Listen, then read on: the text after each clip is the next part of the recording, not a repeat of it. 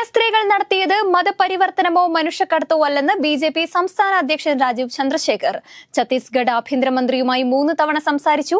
കന്യാസ്ത്രീകൾക്ക് നീതി ലഭ്യമാകുന്നതുവരെ ഒപ്പമുണ്ടാകും. നീതിക്കെതിരായ ഏത് ആക്രമണത്തെയും അപലപിക്കുന്നു. കോൺഗ്രസ് മുതലെടുപ്പ് നടത്തുന്നുവെന്നും രാജീവ് ചന്ദ്രശേഖർ കുറ്റപ്പെടുത്തി. മലയാള സിനിമാ താരങ്ങളുടെ സംഘടനയായ അമ്മയുടെ അധ്യക്ഷ സ്ഥാനത്തേക്കുള്ള തിരഞ്ഞെടുപ്പിൽ നിന്ന് നടൻ ജഗദീഷ് പിന്മാറിയേക്കുമെന്ന് റിപ്പോർട്ട്. ഇക്കാര്യം സംബന്ധിച്ച് മുതിർന്ന നടന്മാരായ മമ്മൂട്ടിയും മോഹൻലാലുമായും ചർച്ച നടത്തിയിട്ടുണ്ടെന്നും ഇവരുടെ അനുമതി ലഭിച്ചാൽ ജഗദീഷ് പത്രിക പിൻവലിച്ചേക്കുമെന്നാണ് പുറത്തുവരുന്ന റിപ്പോർട്ടുകൾ. യമനിൽ വധശിക്ഷയ്ക്ക് വിധിക്കപ്പെട്ട നിമിഷപ്രിയയുടെ കാര്യം പറഞ്ഞതിൽ ഉറച്ചു നിൽക്കുന്നുവെന്ന് കാന്താപുരത്തിന്റെ ഓഫീസ്. നിമിഷപ്രിയയുടെ വധശിക്ഷ സംബന്ധിച്ച് ഇന്നലെ പറഞ്ഞ കാര്യങ്ങളിൽ ഉറച്ചു നിൽക്കുന്നുവെന്നും വാർത്താ ഏജൻസിയാണ് എക്സിലെ പോസ്റ്റ് ഒഴിവാക്കിയതെന്നും കാന്താപുരത്തിന്റെ ഓഫീസ് വിശദീകരിച്ചു.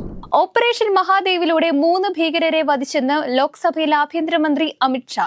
പഹൽഗാം ഭീകരാക്രമണത്തിൽ പങ്കെടുത്ത 3 ഭീകരരെയാണ് വധിച്ചതെന്നും അമിത്ഷാ വ്യക്തമാക്കി.